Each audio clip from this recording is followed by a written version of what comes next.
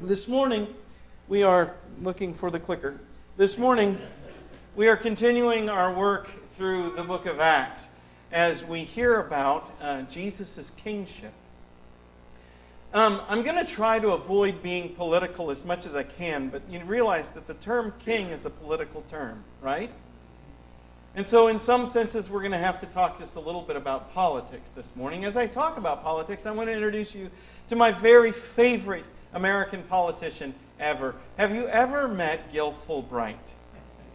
Do you know Gil Fulbright running for Senate, I think in Virginia at that point, but I think he's actually moved to Kentucky and he's running for Senate in Kentucky. Gil is a wonderful politician. Gil will say things like, these are the things that are important to me, and then there'll be a picture of like health care and a good economy and something else. These are the things that are important to me, and these are my donors. And in order for me to work on these things, I have to get money from these guys. And I have to keep being reelected if I'm going to work on these things. So if any of these things make these guys unhappy, well, my hands are tied. He is what you call an honest politician. Kind of an oxymoron there. We actually have a commercial for Gil Fulbright. Let's watch that, guys, if we can get that up here and if it's going to work. A vibrant economy is important to the growth of our nation, and my campaign coffers. Financial institutions donated over $1.6 billion to politicians last election cycle. And as your senator, I'm going to take that money, and I'm going to give them unfair advantages over people like you. Advantages like taxpayer-funded bailouts, while still allowing for those gluttonous bonuses. A vibrant economy, well, it's not for everyone. I'm Gil Fulbright, and for the right price, I'll approve any message. Okay, we move right along. You know, that's funny, isn't it? I'm clicking away, and I'm not. Whoops. Let's go back one. It's funny because it's true, right? Or at least doesn't it seem like it's true? You know, it doesn't matter what side of the political aisle you're on, they're all Gil Fulbright. It's funny because it's true, but maybe it's really not all that funny. Maybe. Seems like American politics, we're hearing everything that they want us to hear. But you notice we go through election cycle after election cycle and things do not change. Even when one side or the other has all of the power in the world. You got both houses of Congress and the presidency. You ought to be able to see something implemented that they've promised, right? I mean, the folks on one side of the aisle had it all, and their big thing was immigration. And do you know how much changed about the immigration structure in America? Not a thing. A few years before that, both sides had both houses and the presidency. And abortion's a big thing they've been talking about since the 1980s. You know what changed about that?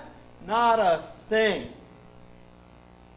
See, it's almost as if these politicians out there have to create a problem and then they're going to solve it for you. But if they solve the problem, then you don't need them anymore. And so they have a lot vested in keeping that problem right where it is. I'm a little cynical about politics in America. You may have noticed, just a little cynical about American politics. Thing is, though, we're in the middle. It's not all that funny because it's true, but you know, the thing is, we're in the middle of an election cycle. You may have noticed that. I don't know if you've noticed. Actually, we're not at the middle, we're at the beginning, but it feels like we're in the middle. It's going to be interminably long, and you're going to hear that over and over again. I'm Ethan Brown, and I approve that message. It's just true. You can take it to the bank. And we are being encouraged by our culture, especially in this time as the election ramps up, to be really, really, really good Americans. And you're going to get that message just leaching into your bones. Be a good American. Get out there and vote and stand for something and stand up. And the candidates, they're all going to talk to you in ways that you're going to hear them talking about the great things that they'll do and the horrible things that the other guy is going to do. And that it's going to ramp us up. And you know, the funny thing is that I've actually witnessed American Christians be really nasty to each other over just this stuff. I mean, really awful to each other over the stuff of American politics. For some of us, it's as if America is Christianity and Christianity is America. You know that America is great because of Christianity, not the other way around. That America was founded by folks that were fleeing religious persecution. And they came here and established a place where liberty was going to be the driving ethic. And you know, liberty is a very good thing if you have godly people. If you do not have godly people, liberty will say, I can do whatever I want, and people will do all kinds of awful things. And folks, the America that we're living in is becoming increasingly less Christian. It is becoming increasingly less influenced by Christian values. The America in which we're living is increasingly pagan. Look at the recent Supreme Court decisions, am I right? Christianity upholds a certain sort of sexual ethic. Sexuality belongs within a covenant marriage between a man and a woman. The way that Jesus teaches about the foundations of marriage, he says at the beginning it was not so. It was man will leave his father and mother and cleave to his wife, and the two shall become one flesh. Wife is the word for woman in Greek. They're interchangeable. He will cling to his woman. The idea is a man and a woman married to one another. It's not what our culture believes anymore, folks. Marriage is two loving people who are committed to one another, and that's it. Well, folks, that's not Christian because it doesn't listen to Jesus. But it's what our culture has done. It's what a lot of folks that decide to wear the name Christian believe because they're too much in the world, as Hugh said in that video a few days ago. The world is too much with us. And we are increasingly at a point where we see no conflict between the Christian system and the American system. But we are increasingly at a point where those conflicts are becoming much more stark, much more black and white, much more obvious if we'll only look for them. But we are in a system right now that is encouraging you, be a good American, be patriotic, put America first. And it's interesting, folks, in ancient Rome, the contrast between the value systems was evident. And when people heard the gospel announced, they knew they were being called out of their culture to join a different government with a different king. They were being called away from Rome with its bloodthirstiness in the Colosseums. They were being called away from Rome with its emphasis on power and its ability to decapitate its citizens. They were being called away from Rome toward Jesus. They were called away from Caesar toward Jesus. And they knew it. It was built into the gospel. When they heard it, they didn't think they were being called into a nice religious system that functioned within Rome, but they still got to have all of Rome's powers, all of Rome's values, all of Rome's belief systems. No, Rome would continue to surround them, and they would continue as good citizens of the world to pray for the good, to pray for their emperor, to pray for peace, to be peaceful, good citizens. But at the same time, they knew that they were really citizens of another country. A coming country whose invasion had not yet happened. But they were already more committed to that country than to this one. They knew it from the moment they signed up for it. Have we forgotten? Have we forgotten that they're all guiltful, right? Just as Caesar was, only he didn't have to pretend. He just did it by force. Have we forgotten that we have something better? So much better. And we sell it cheap. We sell our real citizenry cheap when we're bad to each other because of American politics. Because we were called to love. We were called to care for one another. We were called to be the citizenry of Jesus and to follow Him. And it's better than what America offers. I love America. I'm glad to be an American. I'm not here to say America is a horrible, awful place. As the nations of this world goes, America has been really good. You know, and the promotion of liberty in the world is a really good thing. Those of you who have served her by your blood, I'm grateful for what you did. I'm not here to say America's bad. And America is so much better than Rome so far. Give her another 60, 70 years. The course she's on is not going to lead her to good places. Our grandchildren and great-grandchildren will live in an America that you and I cannot recognize. But the point is, we're called out of it. We're called into a new and better government. And in our text for today, as we go to the city of Thessalonica, the city on the hillside beside the sea, we see that that was actually part of the gospel. That the Christian is called, in a sense, out of the nations. And while they continue to live within the nation, and in fact, in heaven, we'll see people of all nations. You still have your American citizenship. You still have got it. But we see in Thessalonica that the gospel they presented was a gospel of a contrary government. And the governments of this world knew it, and they recognized it, and they saw it as seditious. I don't know, does the world around us see us as seditious at all?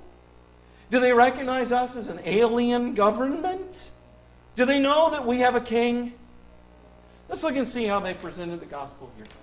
It says, now when they had passed through those two cities, well done, by the way, Bill. Amphipolis, and there's not letters written to either of them, so I don't know how to pronounce them. Apollonia. They came to Thessalonica. See, I got that one. Where there was a synagogue of the Jews. And Paul went in, as was his custom, and on 3 Sabbath days he reasoned with them from the Scriptures. Now it's interesting that in the last story that we've been hearing about from Paul, he spent all his time among non-Jewish folks. And Luke wants to let us know, no, he still considered a huge chunk of his mission to be to Jews. So he goes back in, as was his custom, and on 3 Sabbath days, for 3 weeks, almost a month, he spent time arguing with them and reasoning with them from the Scriptures. And what is his point? Explaining and proving that it was necessary for the Christ to suffer and rise from the dead. That was his big argument from the Scriptures. That what makes the Christ is this. That's what repeatedly in the story is that the Christ would suffer and it would rise from the... Wait a minute, Christ. What does that even mean? Christ. You know, that means Messiah, right? That clears that up, doesn't it? Right? Because the word Christ is Greek and the word Messiah is the Hebrew. They both mean the same thing. The English word for it is anointed. But even that doesn't really get us there. Unless you know what anointing is used for in the Old Testament. You anoint priests, and the big thing that you anoint is kings. When Samuel goes to Saul and eventually to David, he goes with a horn that's full of oil, and he pours it over their head, and it runs down in their hair, and it gets in their beard, and it gets all over their toga, and they have to take that and have it dry cleaned. But they can afford to do that now because they're king. You know, in England, you put a fancy hat on somebody's head, and that makes them a king. In Hebrew culture, if you wanted someone to be a king, they'd end up wearing a crown, but the coronation isn't coronation, it's anointing. So the word Christ means anointed, which means king.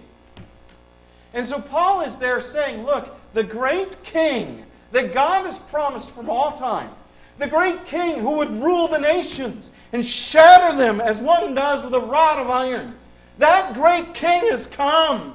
But he's not what we expected at all. We were looking for a great king like Caesar, one that would be strong and powerful and able to submit people, to force them into submission by the power of his wrath. And then he would slaughter his enemies, and then he would attack anyone who would hurt us, and he would go out and he would conquer the whole world. That's what we were looking for. Oh, he's conquering the whole world. He's just doing it by dying and rising again. And as the word of God goes out, people hear it and go, that's better than my life. My life is not as good as that man, because that man has such rich, great love that he would lay down his life for the sake of others. And I know that's what I want, but I'm afraid to do it. But if I follow him, maybe he'll make me do it too. And so the great story of the whole Old Testament, Paul argues all the way through, showing that the Christ has got to suffer. And he goes to a passage like Isaiah 53, and he shows them the suffering servant. And he shows over and over again that the Christ has got to suffer and die, and then rise again. And he's saying that's what happened to Jesus. Jesus experienced what the Old Testament was about, and therefore he is the King. He is the Christ. That's his gospel. His gospel is calling them to a different king. So we move on, and some of them were persuaded to join Paul and Silas, as did a great number of devout Greeks and not a few leading women. Everyone is important. Do you know that in ancient documents in the ancient world, women are just not mentioned like that? They just don't matter. They matter to God. Over and over again in the book of Acts, the women are stressed. I mean, here, the great many Greeks are stressed, and a great many devout Greeks, they're joining with them. What are they joining with them? They're joining with them in covenant loyalty to their king, to their new king that isn't Caesar anymore. Caesar stays the political force that they have to deal with, but their king, to which they have allegiance now, is Christ Jesus. That's what it means to join Paul and Silas. But some of the Jews were jealous, because you got a whole bunch of people flocking to this. You know, Judaism was an evangelistic religion too. And they'd probably worked on these devout Greeks for so long, but they'd never been circumcised. They just wouldn't do it. All of a sudden, Paul and Silas comes in, and they jump ship. They're mad about it. And so they're jealous, and taking some wicked men of the rabble. It's interesting. It's the upper class that's joining the Christians. It's wicked men of the rabble that the Jews stir up. Getting some of the wicked men, they form a mob, and the city's in uproar, and they attack Jason's house, seeking to bring them out to the crowd. The them is Paul and Silas. So they must have been staying with this guy, Jason. So they attack it. That's got to be terrifying. You know, this mob coming in, tearing open the door with their torches, dragging people off. I mean, that sounds downright political, doesn't it? And when they could not find them, they dragged Jason and some of the brothers before the kings and the authorities, shouting, and listen to this. These men who have turned the world upside down, the word world there is probably better translated as empire. Okay? It's hostility to the empire, to the political systems of the day. They've been flipping the world upside down, they've been ripping up the empire. They're hurting the things that have established peace and made our lives good. It's Jewish people making this argument now. Jewish people who know a Christ, and they know what the message is really about. But they know that it's also sounding awful political, and they can cause problems for them politically. That's what they're doing. And Jason has received them, meaning they lived with Jason while they were in that town, and they all acted against the decrees of Caesar. See the politics? In the ancient world, they recognized that our faith system is not friendly to the world's political systems. It's just not. Because it's never in alignment with them. I mean, it can be for a time, and we can walk together with the world around us when we're accomplishing the same goals. But there will come a time in every political system where they will part company with us, and we have to stand alone, even if it's in a place of danger, because we are with our other king. There is another king. Jesus. Jesus is your king. He is king in your life. You know, the great confession that we say, you know, before baptism, we usually say that Jesus is the Son of God. And that's true, and that's good, and we should say that. But, you know, Satan could say that and tremble. What he can't say is Jesus is Lord. He can't ever say that, but every one of us must. Jesus is King. He is Lord in our lives, which means His way is the way that we obey. His way is the way we follow. We listen to Him. We live in obedience to Him, even if it's contrary to the world around us. And when the people, the city, and the authorities, they were disturbed when they heard these things, would our lifestyle disturb anybody out there? And we coast under the radar, don't we? We look just like them. They were disturbed when they heard these things, and when they had taken money as security from Jason and the rest, they let them go. And I think Luke's telling us that to let us know that, look, it's not always going to be illegal what they do to us. What they did in Philippi was an illegal beating and an illegal imprisonment. Here, they're obeying the Roman law. They're doing what Romans are supposed to do. But it's the best that Romans can do. The Roman government has to kind of follow its policies and its established precedences. And so they do that. They're all disturbed and they take the money and they let them go. But it's clear, isn't it, that for political reasons, this community and that community are at odds with one another. They're broken ties. Now, I want to point this out. This is the charge they bring against them. There is another king, Jesus. That is Claudius. He's the emperor at the time. Does his face look like a face of somebody who wants to share power? It's funny, he was actually an idiot. Or at least he was thought to be an idiot. The Roman soldiers put him in power after his uncle, I think it was Caligula, got assassinated, and they put him in charge thinking they could run him, and he turned out to be a really competent ruler. And he surprised everybody. He was a buffoon, idiot, dummard, and then all of a sudden he's like, all right, now I know what I'm doing, and he took control of everything. And I'll tell you one thing that they would not stomach is insurrectionist kings. None of the Caesars would put up with that. That's why Jesus died from a Roman point of view. Because he was claiming to be king. You remember his trial before Pilate? Are you a king? You say that I am. My kingdom is not of this world. If it was, my people would fight. He's a different sort of king from that guy. Folks, is there any of our politicians that's running to be the kind of king that Jesus is? Aren't they all running to have power? Aren't they all running to have control and to make decisions? They don't invite you into a good way of life. If you disagree with them, they'll use the IRS against you. This is the kind of king that we've got out there. It's a more noble kind, perhaps. And they don't slaughter as easily because our political systems don't open the doors for it yet. But that's not worth hating someone across this room for. In fact, our allegiance to that ought not to be able to stir hatred. We ought to be people who love one another because we have a different kind of king.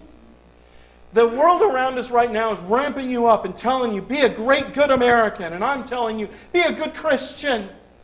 Follow your Christ, follow your King. And that means laying down hate. It means laying down dissension and meanness and cruelty and taking up the ways of peace and love and goodness and generosity, even with people with whom you disagree, even with your enemies. You're supposed to love your enemies because that's the kind of king that he is. Christians belong to an alternative government no matter what culture they find themselves in.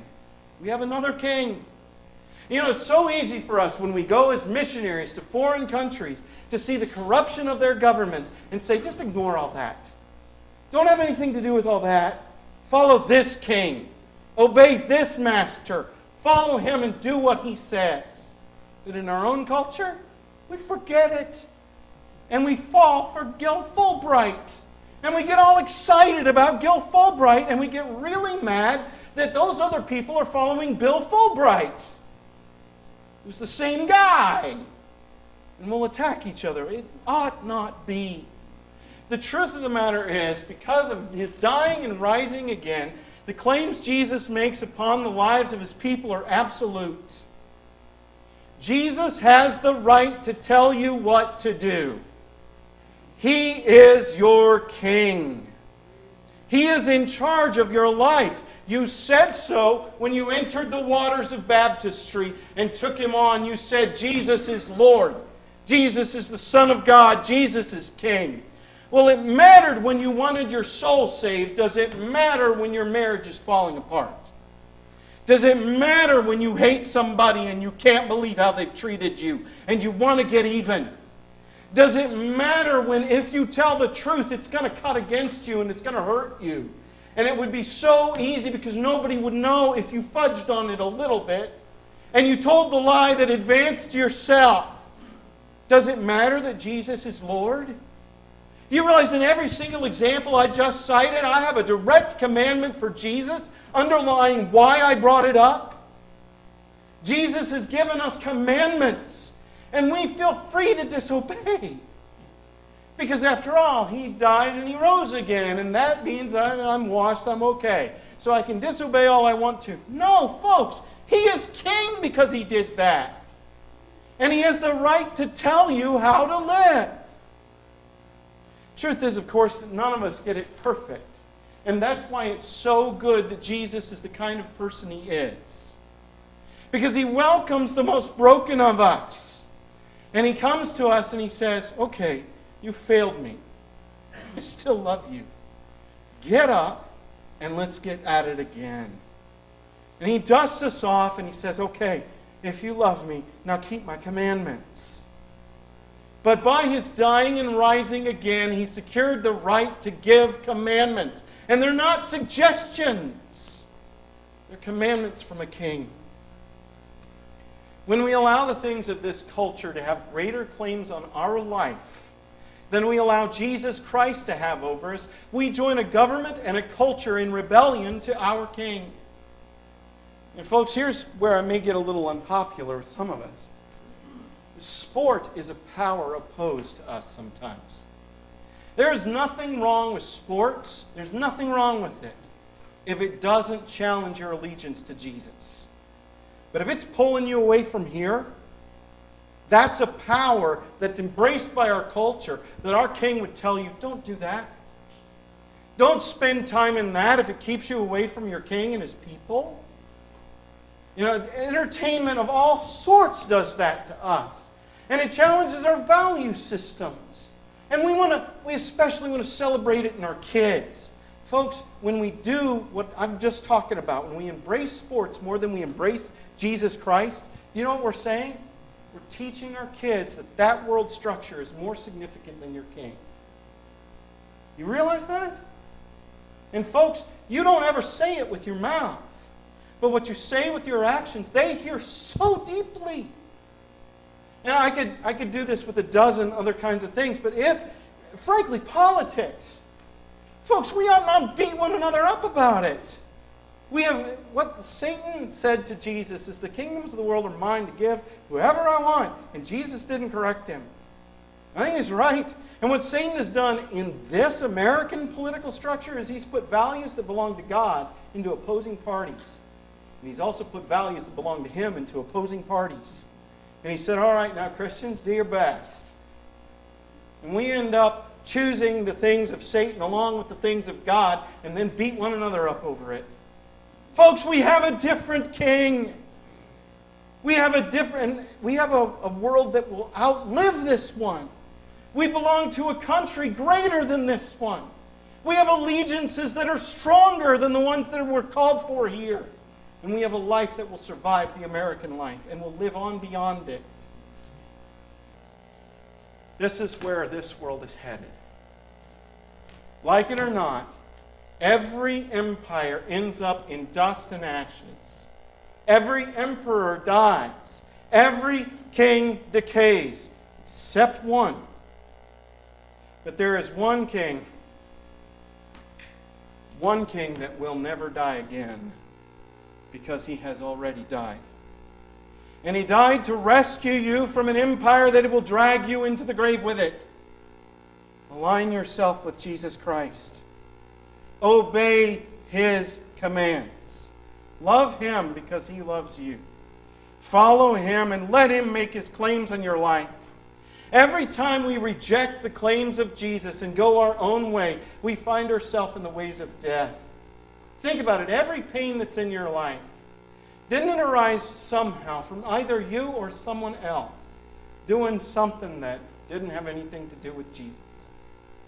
When we follow and listen to Jesus, He lifts us up into His new life. He can do for us what nothing else can. And He's a king worth having. He loves you. He's got your best interest in heart. Obey Him. Follow Him. Listen to Him so that you might not die. Why on earth would we choose to align our lives with that? when we could align our lives with the empty grave? Why would we choose the value system of the world around us when we could choose the value system of the world beyond us? There is a better way of life than the American life, and that's the Christian life. And it's a life that lasts into eternity. It's the only way of life that does. If this morning you look in your life and you have to say, you know what, I am too much with the world is too much with me, then we want to pray for you, because that is something from which it would be good to be delivered. It may be that you came here today and your trouble is in your life, but it has nothing to do with what I've talked about today. All right, great. We want to pray for you about that too. And if you would like to leave the Gil Fulbrights of the world behind and join Jesus Christ, there's water behind me right here. I'd love to talk with you about why. If this morning you're subject to the invitation of God, why don't you come right now while we stand and sing. Seek ye first the kingdom